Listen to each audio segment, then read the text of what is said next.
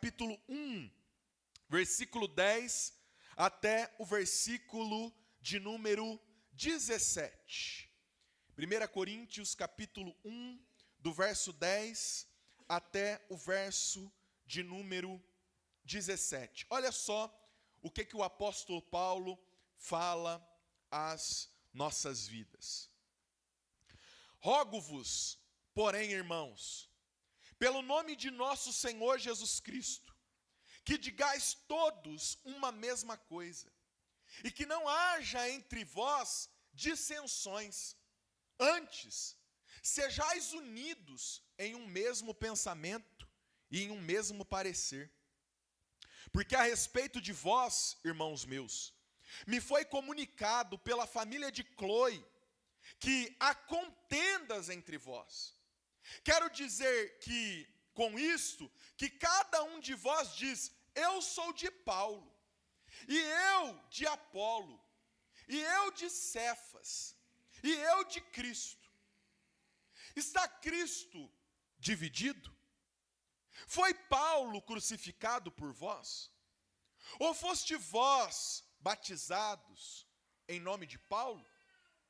Dou graças a Deus, porque a nenhum de vós batizei, senão a Crispo e a Gaio, porque ninguém diga que foste batizado em meu nome.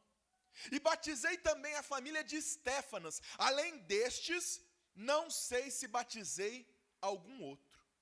Porque Cristo enviou-me, não para batizar, mas para evangelizar, não em sabedoria de palavras, para que a cruz não se faça vã. Um homem, certo dia, foi ao tabernáculo metropolitano em Londres, para ouvir o pastor Charles Spurgeon pregar. Ele já havia escutado de muitas pessoas que falavam a respeito de quão grande pregador, o considerado príncipe dos pregadores, era. E ele estava curioso para ver o pastor Spurgeon pregar. Ele entrou no culto, esperando sair de lá, impressionado com a eloquência, a inteligência e a capacidade oratória do pastor Spurgeon. Porém, ao final da mensagem, quando lhe perguntaram o que é que ele havia achado do pregador, ele respondeu, eu fui ouvir um grande pregador, mas saí pensando que Deus grande o pastor Charles Spurgeon tem. Qual é o papel de uma pessoa que prega o evangelho? Qual é o papel de um pastor? Qual é o papel de um líder? O papel de qualquer homem e mulher de Deus é fazer o nome de Deus exaltado. É fazer o nome de Deus ser grande, ser conhecido.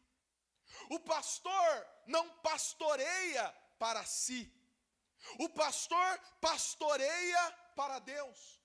O líder cristão não lidera para si, mas lidera para Deus. O pregador não prega a si mesmo, mas prega a Jesus Cristo. O nosso papel é fazer com que os nossos liderados, os nossos ouvintes, reconheçam que Jesus é grande. Que tudo o que fazemos é pela graça de Deus, e não pelo nosso próprio mérito, não pelas nossas próprias capacidades, mas sim pela capacitação que Deus nos deu. João Batista é um exemplo claro disso. O ministério dele era preparar o caminho para Jesus. Mas quando Jesus inicia o seu ministério, ele começa a atrair e chamar a atenção das multidões, e o culto da igreja de João Batista começa a esvaziar. E alguém chega para João e diz: João, o nosso culto, a arrecadação está diminuindo, a quantidade de frequência está diminuindo, porque as pessoas estão indo para o culto de Jesus. Eles dizem: aquele homem do qual o Senhor deu testemunho, ele está batizando mais do que o Senhor, e todas as pessoas estão indo até ele. Sabe qual foi a resposta de João Batista? A resposta de João Batista não foi uma resposta triste, não foi uma resposta desapontada. João 3,30 diz: é necessário que ele cresça e que eu diminua. É necessário que ele apareça e que eu me esconda. É necessário que o nome dele seja engrandecido e que o meu nome nem sequer seja lembrado. Esse é o papel de qualquer homem e mulher de Deus. Não é estar no foco das pessoas, mas direcionar o foco para Jesus Cristo, o autor e o consumador da nossa fé. É isso que qualquer líder cristão crente, que qualquer pastor cristão crente, que qualquer pregador cristão crente deve fazer. E é exatamente essa maturidade que o apóstolo Paulo está ensinando à igreja de Corinto. Ele está ensinando para aquela igreja. Olha só o que diz o verso de número 10. Olha como ele inicia esse texto. Olha o que ele diz: rogo-vos, porém, irmãos, pelo nome de nosso Senhor Jesus Cristo. Observe como Paulo, ele inicia esse tema. É um tema tão sério, é um tema tão sensível, é um tema da máxima urgência, a ponto de ele dizer: rogo-vos. Rogo-vos significa que ele está implorando. Quem roga é quem clama, quem roga é quem implora. Ele está colocando a seriedade e a gravidade desse tema em questão, e ele roga por aquilo que há de mais sagrado. O que Paulo estava dizendo é: eu imploro para vocês, pelo respeito que vocês têm no nome de Jesus Cristo. E agora, ele vai apresentar o problema. Olha o que ele continua dizendo: que digais todos uma mesma coisa, e que não haja entre vós dissensões. Antes, sejais unidos em um mesmo pensamento e em um mesmo parecer. O clamor que Paulo está levantando, o que Paulo está implorando para os seus ouvintes, para a igreja de Jesus Cristo, é que ela seja unida. A igreja de Corinto é uma igreja dividida. Eles não estão levando a seriedade da união da igreja a sério. Eles estão divididos em falas, eles estão divididos em pensamentos, eles estão divididos em opiniões. Cada um fala uma coisa diferente do outro, cada um pensa uma coisa diferente do outro. Eles são o mesmo corpo, a mesma igreja, a mesma comunidade, mas cada um tem opinião diferente. É por conta disso que dentro da igreja de Corinto existiam brigas, existiam contendas. Um não gostava do outro, um ia contra o outro. Discussões, facções internas, e o clamor de Paulo era: isso precisa acabar no meio de vocês. Será, irmãos? Será que nós, da comunidade Vinde a Mim, será que nós se assemelhamos de alguma maneira com a igreja de Corinto? Será que nós falamos a mesma coisa? Será que na nossa fala está contida a identidade da nossa igreja? Será que nós pensamos a mesma coisa? Será que nós temos a mesma opinião, a opinião da igreja a respeito das mesmas coisas? Tem pessoas que acham que isso não é importante. que acham que não tem problema eu pensar ou falar diferente do que minha igreja fala, de eu ter uma opinião diferente do que a minha igreja tem. Eu vou dar um exemplo. Como nós podemos ter uma opinião contrária dentro da igreja, por exemplo, a respeito de assuntos que são caros para a igreja? Eu já vi cristãos aonde congregavam em igrejas aonde a bebida alcoólica não era aceita, mas essas pessoas continuavam aceitando a bebida alcoólica. Ou já vi também situações de igrejas se posicionando contra temas como, por exemplo, o aborto. E pessoas dentro da igreja que diziam ser a favor.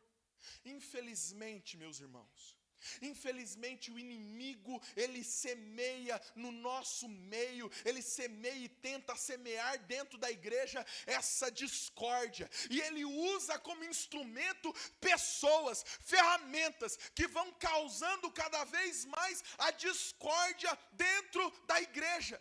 Elas pensam diferente, elas falam diferente, elas têm opiniões diferentes, mas elas continuam no nosso meio. É fácil de identificar esse tipo de pessoa. São aquelas pessoas que elas só reclamam. São aquelas pessoas que elas não concordam com absolutamente nada da igreja. Tudo, elas falam ao contrário. Elas pregam ao contrário. O pastor fala A e ela fala B. A teologia dela, a forma como ela acredita é totalmente diferente da igreja. Mas ela continua lá. As opiniões dela são totalmente diferentes, mas ela continua lá dentro, divergindo, criando, contaminando as pessoas, botando uns contra os outros, botando membros contra o pastor contra os membros, criando partidos dentro da igreja. Isso é uma estratégia do diabo para destruir a igreja de Jesus Cristo. Nós, a igreja de Jesus Cristo, somos um povo. Nós não somos Babel, aonde um fala A e o outro fala B, aonde um pede tijolo e o outro entrega cimento. A igreja de Jesus Cristo tem de falar a mesma língua, o mesmo idioma, o mesmo pensamento, a mesma opinião, a mesma maneira de pensar. Por quê? Porque nós temos a mesma base, e a nossa base é a palavra de Deus. Muitos talvez tenham dúvidas. Nossa igreja, essa semana, completou 1 ano de vida. Nós, no dia 4 desse mês de junho, nós completamos 1 ano. Mês que vem vai fazer 1 ano que nós estamos aqui neste salão. E talvez muitas pessoas ainda tenham dúvidas, como a igreja pensa, como a igreja crê. Desde o início da igreja, lá no fundo, tem colado o que nós acreditamos, o que nós pregamos, como nós identificamos e entendemos o que é ser igreja. E se você quer se aprofundar ainda mais nisso, todas as quartas-feiras, nós estamos aqui ensinando os irmãos como nós pensamos, como a igreja deve ser conduzida, como nós acreditamos que as coisas devem acontecer. Então, nós temos as ferramentas e damos as ferramentas para que todos entendam. E também nós estamos aqui domingo a domingo, explicando, explanando e mostrando como nós devemos agir e como nós devemos pensar. E aí entra uma questão interessante. Paulo continua no verso de número 11, nos mostrando como a informação da igreja chegou a ele. Olha só o que ele diz no verso de número 11. Porque a respeito de vós, irmãos meus, me foi comunicado pelos da família de Cloe, que há contendas entre vós. Imagina você fazer parte da igreja de Corinto, e essa carta está sendo lida para todos os membros. E aí Paulo começa dizendo o seguinte, quem me contou que vocês estão divididos foi a família da irmã Cloe. Como que nós iríamos olhar para a família da irmã Cloe? Talvez alguns iriam dizer, a família da irmã Cloe é uma família de fofoqueiros. A família da irmã Chloe é uma família de X9, de caguetas. Foram lá entregar a gente para Paulo, dizer para ele o que está acontecendo aqui. Ele não sabe, ela não sabe que roupa suja a gente lava em casa. Deixa eu te dizer uma coisa, meu irmão. Roupa suja na sua casa pode até se lavar na sua casa, mas roupa suja da igreja se lava na igreja, com homens de Deus. Sabe, irmãos, tem muitas pessoas que acham que pastor é vidente. Faz um ano que eu estou aqui pastoreando na igreja e de vez em quando eu me deparo com essa situação de pessoas achando que eu consigo ver além de todo mundo. Meus irmãos, às vezes eu vejo até menos do que você vê. Eu enxergo menos do que você está enxergando. Tem gente que acha que sem avisar que está doente, sem pedir oração, que a gente vai de alguma maneira descobrir que a pessoa está doente, que a pessoa está enferma. Não é assim. Você precisa notificar, você precisa avisar. Falar, pastor, ora por mim, eu estou doente, eu estou enferma. Vem fazer uma visita aqui, vem orar por mim, para que a gente possa conseguir te ajudar. Tem outros, irmãos, que acham que pastor, ele consegue sentir o cheiro do pecado. Ele respira uma fungada e ele consegue saber se a pessoa está em pecado ou se a pessoa não está em pecado. Deixa eu te dizer uma coisa, meu irmão. Se você não confessar, se você não contar, se você não falar, ou se não chegar, ninguém vai ficar sabendo. Não tem como saber. Se Deus não revela, alguém tem que falar, alguém tem que notificar. E é justamente o que a família de Chloe está fazendo. Eles estão vendo a igreja dividida, eles estão vendo um problema dentro da igreja, e sabe o que eles fazem? Eles chegam para quem resolve. Eles levam para o pastor fundador daquela igreja, para que ele resolva o problema daquela igreja. Paulo, lá de Éfeso, ele escreve uma carta rogando para os irmãos, para que eles pudessem se unir e serem unidos. A família de Chloe, ela não está fofocando. A família de Chloe, eles não estão sendo omissos, pelo contrário, porque quem fofoca se esconde, não mostra o rosto, não diz assim, ó, eu estou te contando, mas não fala meu nome, não diz que fui eu que te contei. A família de Chloe não, eles contam para Paulo e eles assinam embaixo dizendo, pode falar que foi a gente, pode colocar o nosso nome, pode colocar a nossa cara. Por quê? Porque não é fofoca. Isso, o que eles estão fazendo é resolver uma situação dentro da igreja. Eles estavam buscando um remédio para uma igreja doente, eles estavam buscando uma solução para uma igreja que está doente. É por isso que eles colocam a cara, é por isso que eles colocam o nome. Um dia um amigo meu foi interpelado por uma irmã da igreja.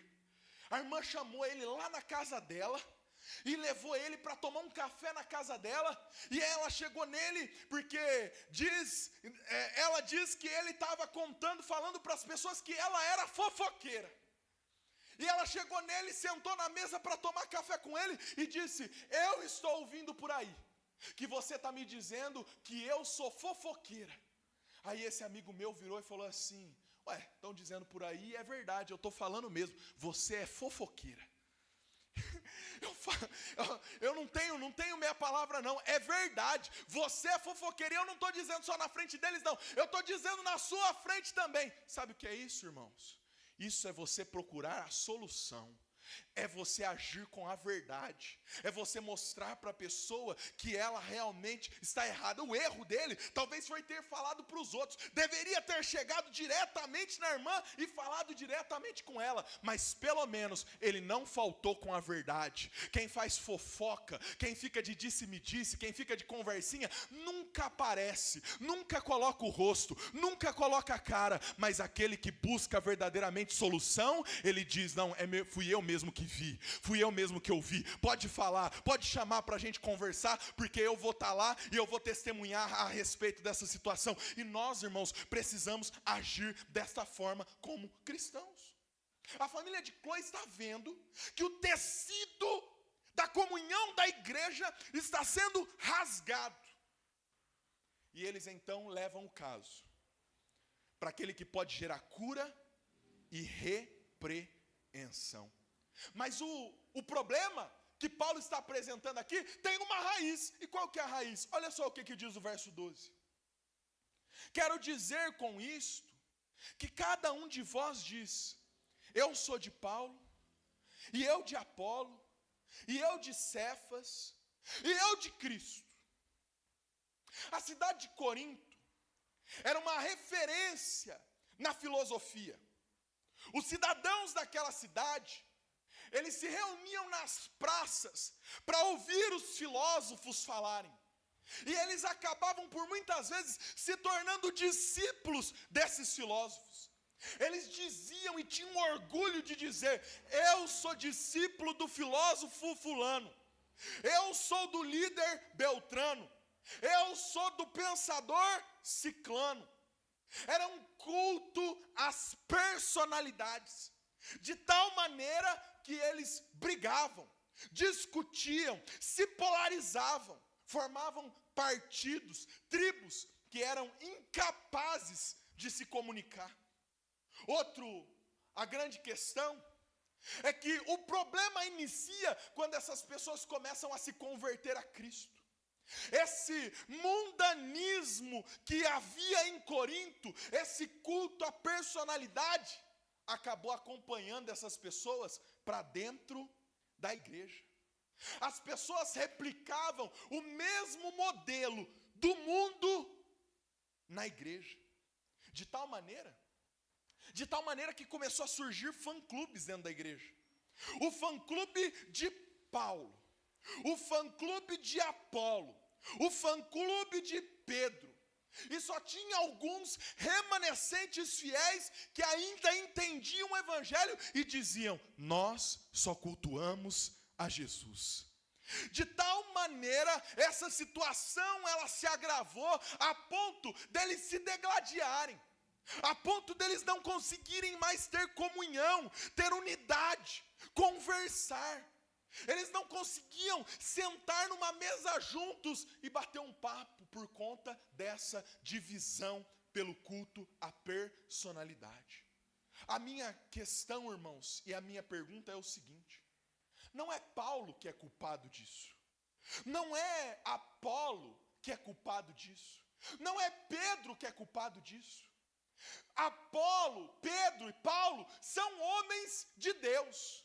O problema é que as pessoas, o problema é que os ouvintes, o problema é que a igreja havia transformado esses homens e colocado eles na posição de Cristo Jesus. A culpa não é de Paulo, nem de Apolo, nem de Pedro. A culpa é dos cristãos de Corinto, que são mundanos, que são infantis, que são imaturos, que não têm a capacidade de entender que quando Deus está usando alguém, não é pela habilidade, não é pela capacidade, é pela graça, é pelo poder, é pela unção do Espírito Santo de Deus. Tudo que qualquer homem de Deus faça, nós podemos chamar aqui um aleijado, orar por ele, e ele sair daqui andando e andando feliz da vida e pulando. Não foi o pastor Lucas, não foi o pastor Dair, não foi o pastor Gilberto, foi o Espírito Santo de Deus que está sobre nós. Todos nós temos acesso a isso, porque é Deus quem realiza e não o homem. O homem é só o canal pelo qual Deus utiliza para realizar a sua obra, mas é Deus que deve ser adorado, é Deus que deve ser exaltado e é Jesus que deve ser glorificado. Observe que no verso de número 13, ele nos faz 3 perguntas. Olha o que ele pergunta primeiro: está Cristo dividido? A igreja é o corpo de Cristo. Como pode o corpo de Cristo brigar consigo próprio? Existe uma doença onde o nosso sistema imune, ele começa a atacar os nossos órgãos. Sabe o que isso faz? Leva a pessoa à morte. Quando o corpo entra em conflito, quando o corpo de Cristo, ele entra em confusão, ele entra em contenda, ele entra em briga, sabe o que isso acontece? Isso leva o corpo de Cristo à morte, leva o corpo de Cristo à ruína. É por isso que o apóstolo Paulo pergunta: está Cristo dividido? Olha o que ele diz, a segunda pergunta: foi Paulo crucificado por vós? Qual é o objeto da nossa salvação? O objeto da nossa salvação é a cruz de Jesus Cristo. É Jesus Cristo crucificado. Nenhum homem, nenhum pastor, nenhum líder, nenhum bispo, nenhum apóstolo, nenhum deles subiu na cruz do Calvário e morreu no nosso lugar. Só Jesus Cristo, só Ele. E o próprio apóstolo Paulo, não pastoreando para si, não liderando para si, não discipulando para si, diz o seguinte: foi eu quem fui crucificado por vocês? Não, quem foi crucificado por vocês foi o poderoso Jesus Cristo. Terceira pergunta: ou foste vós batizados em meu nome? O nome do líder, o nome do pastor, o nome do pastor presidente, do bispo primaz, o nome tem algum poder?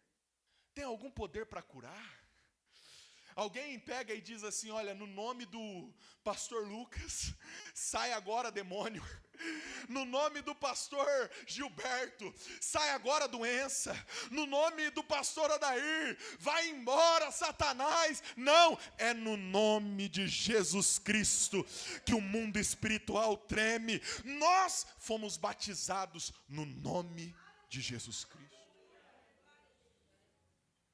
Olha só o que ele continua dizendo: a infantilidade na fé deles é tão grande que qualquer motivo era argumento de superioridade na disputa entre eles, até o ponto de eles acharem que o fato de eles terem sido batizados por alguém os colocava em um degrau maior. Olha o que ele diz, verso 14: dou graças a Deus, porque a nenhum de vós batizei, senão Crispo e Gaio, para que ninguém diga que fostes batizados em meu nome. Eu batizei também a família de Estéfanas. Além destes, não sei se batizei algum outro. Olha que vergonha. Eu teria vergonha de ler isso como repreensão para a minha vida. Eu teria vergonha de que essa fala de Paulo fosse uma repreensão para mim. E é uma repreensão para nós. E nós precisamos nos envergonhar, porque o apóstolo Paulo chega ao ponto de agradecer a Deus por não ter batizado. Meu Deus, que doideira é essa? Um apóstolo de Jesus Cristo dizendo que agradece a Deus porque ele não batizou ninguém. Sabe por que ele está fazendo isso? Não é porque há algo errado no batismo. Não é porque o ministério de Paulo, ele não tinha como foco batizar, porque ele mesmo diz: eu batizei Crispo, eu batizei Gaio e batizei alguns da família de Estéfanas, mas graças a Deus que eu não batizei nenhum de vocês que estão causando esse alvoroço dentro da igreja. O culto, a personalidade havia chegado a tal ponto aonde eles se orgulhavam. Eu fui batizado por Apolo, eu fui batizado por Pedro, eu fui batizado por Paulo. Como isso pode te colocar em um degrau maior? Eu já vi, irmãos, conversando uma vez com uma pessoa, eu já vi a pessoa dizendo assim: eu fui batizado pelo pastor presidente fulano de tal. Meu Deus! Nossa, mudou muito sua vida, né? Se tornou você muito mais crente. fez de você, nossa, meu Deus, infalível, impecável. Outros, eu já vi, às vezes em convenções, em cultos, aonde nós víamos aquelas situações onde tinha aquele culto à personalidade, a pessoa dizendo: olha, esse pastor aqui foi consagrado pelo Paulo Leivas Macalão. Olha, esse pastor aqui, ele recebeu a oração diretamente do Daniel Berg, do Gunnar Vingre. Meu Jesus. Irmãos, você acha que isso realmente é importante? Você acha que isso realmente te faz maior em alguma coisa? Ser batizado por alguém não pode significar mais do que ser batizado. Lucas, o que você está dizendo? O que eu estou dizendo, meu amado irmão, é que você pode ter sido batizado pelo Papa ou pelo pastor Zé Ninguém. O mais importante é que você foi batizado, e o batismo não te liga à pessoa que te batizou, o batismo te liga a Jesus Cristo, e é isso que é importante. Ninguém pode se gabar, eu fui batizado por fulano de tal. Não interessa por quem você foi batizado. O mais importante é que você no momento do batismo foi ligado a Jesus Cristo de Nazaré. Foi criado um vínculo entre você e entre o autor e consumador da nossa fé. Existem 3 cultos à personalidade, pelo menos 3. O primeiro culto à personalidade é esse, religiosa. O segundo culto à personalidade que nós vemos dentro da igreja é um culto à personalidade teológica. Uns dizem, eu sou de Calvino, eu sou de Armínio, eu sou wesleyano.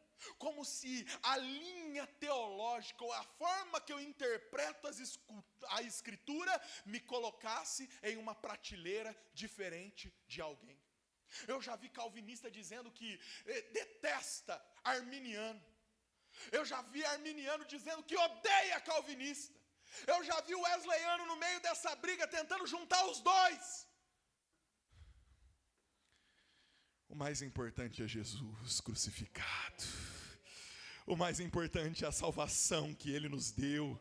Não interessa se eu fui eleito, não interessa se eu aceitei ou se Ele me aceitou, não me interessa se é quadrilátero, wesleyano ou só a escritura. O que interessa é Jesus me salvou. Aquela mensagem do passado que dizia Jesus salva, batiza e leva para o céu, ela é válida e ela é a maior teologia da igreja. Todo o restante é restante. Todo o resto é adereço. Não é porque nós somos de uma linha onde nós acreditamos e seguimos os pensadores reformados que nós somos melhores do que qualquer um outro. Ninguém aqui é melhor. O calvinista tem esse ar de superioridade, de achar que ele é mais intelectual, de achar que ele sabe mais. Você não é nada. Nós não somos nada. Nosso conhecimento bíblico não nos leva para o céu. O que nos leva para o céu é crer no nosso Senhor e Salvador. Terceiro, existe um culto a personalidades políticas. Paulo, ele revela o culto à personalidade religiosa era motivo de divisão dentro da igreja de Corinto. Hoje nós temos culto a personalidades religiosas, teológicas, e nós temos também culto a personalidades políticas, que acabam dividindo igrejas. Nós, irmãos, estamos próximos esse ano, além de Copa do Mundo, que começa semana que vem, esse ano é ano de eleição. E é papel da igreja instruir os irmãos como que os irmãos devem analisar os seus candidatos. Você vota em quem você quiser, mas você deve ter um padrão bíblico para você analisar os seus candidatos. Nós vemos muito mundanismo infiltrado nesse momento político, entrando dentro da igreja. Essa divisão maligna que está aí fora, dividindo as pessoas entre direita e entre esquerda, entre lulistas e bolsonaristas. A igreja, irmãos, a comunidade Vinde a Mim, nós tivemos uma conversa muito extensa e muito sábia com os pastores e com o conselho da igreja, de qual seria o direcionamento que nós teríamos. E nós decidimos em conselho que a nossa posição da igreja é uma posição conservadora. É uma posição que defende pautas como a igreja, como a família. Mas, deixa eu te dizer uma coisa, meu irmão. Você vota em quem você quiser. Não me interessa se você vota no Lula porque o Lula te deu uma casa. Não me interessa se você vota no Bolsonaro porque você acha que o Lula é corrupto. Não interessa. O que interessa é que nós continuamos sendo irmãos em Cristo Jesus. A igreja não está dividida entre direita, entre esquerda, entre conservadores e entre liberais. Nós temos sim a forma como nós olhamos e lemos a Escritura, mas aqui dentro nós somos igreja de Jesus Cristo. Aqui nós não adoramos Lula, aqui nós não adoramos Bolsonaro, aqui nós não adoramos ninguém. Nós adoramos só a Jesus Cristo.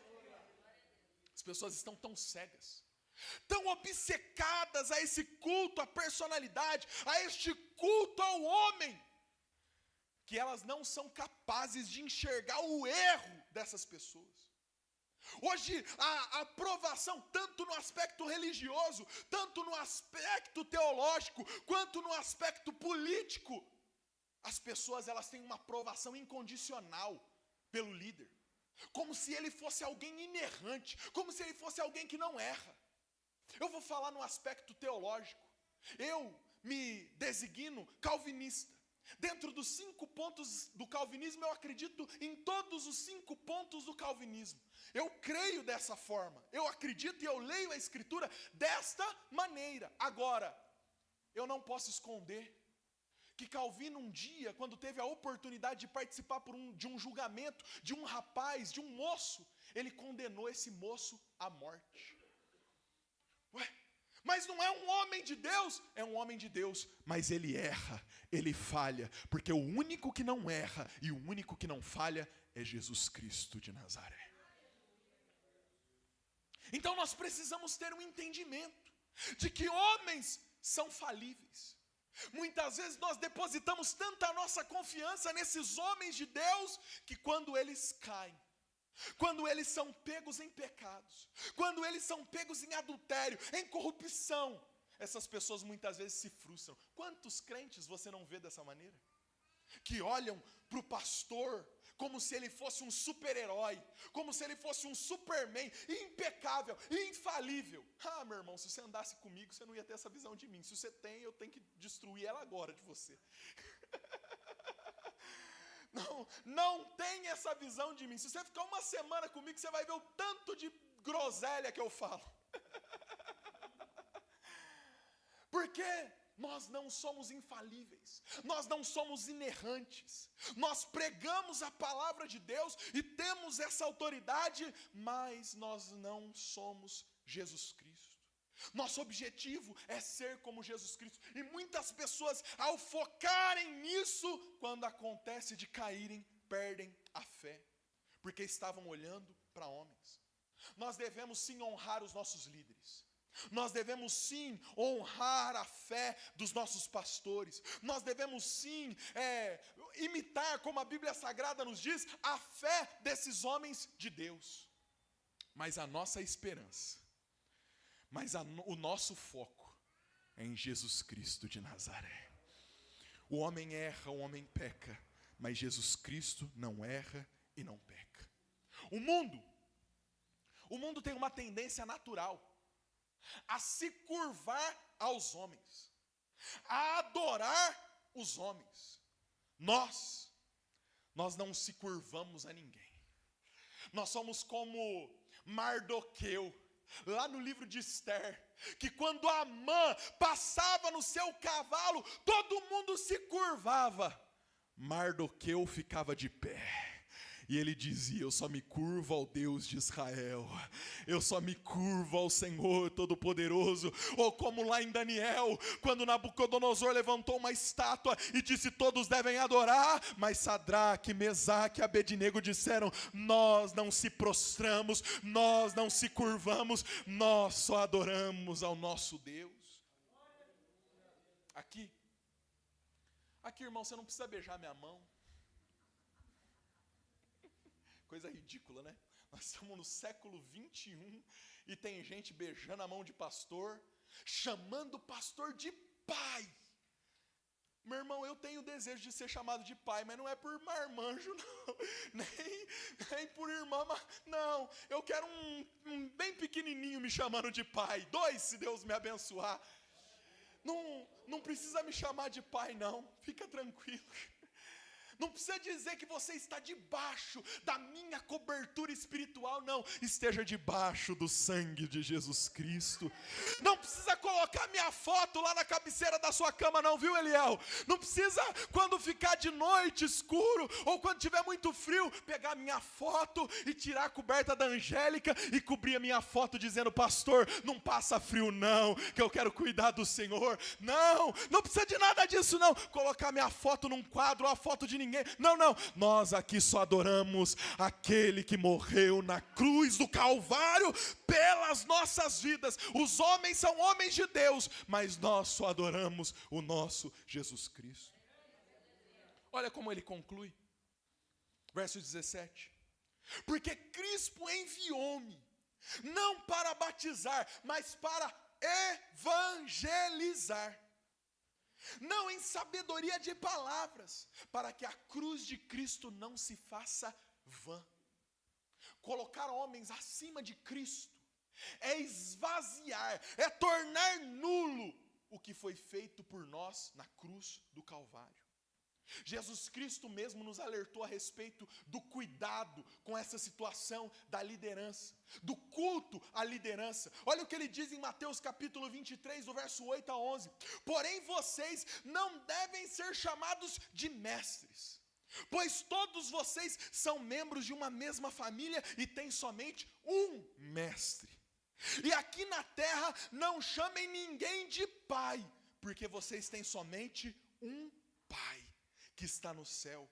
Vocês não devem também ser chamados de líderes, porque vocês têm um líder, o Cristo.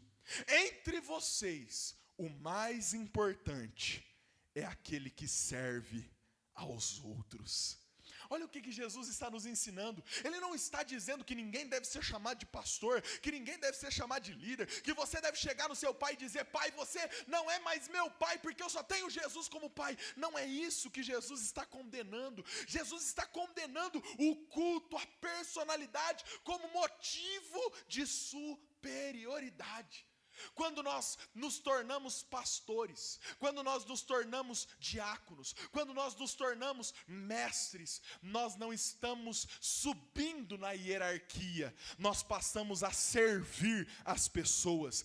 Ser pastor, e eu sinto aqui decepcionar qualquer pessoa que tivesse essa ilusão, ser pastor não é sentar numa mesa diferente, ter uma comida diferente dos outros, ser tratado e bajulado pelos outros, não. Ser pastor é ser servo de todas as pessoas.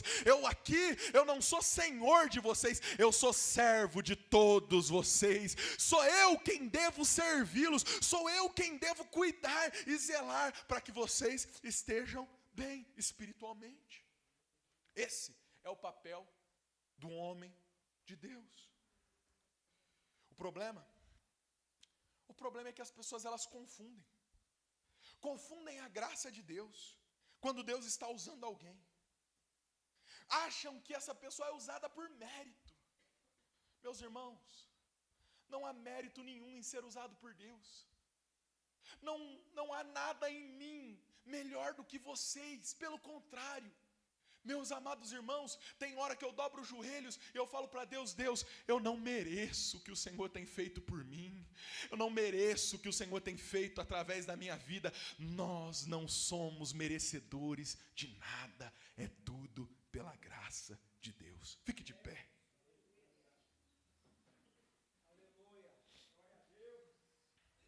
Cuidado para você não ultrapassar o limite da honra e transformar a honra em adoração, e transformar a honra em obsessão. Cuidado para você não dizer: eu prefiro o pastor fulano de tal, eu prefiro o pregador fulano de tal, eu prefiro tal homem de Deus. Não caia nessa. Não caia nisso. A liderança é algo sadio, Mas quando nós nos tornamos obcecados por ela, isso se torna em algo doentio. Igreja não é fã-clube. Igreja é lugar de adoração a Jesus Cristo. Oremos a Deus, eterno Deus e soberano Pai. Pai, o Senhor nos deste essa palavra.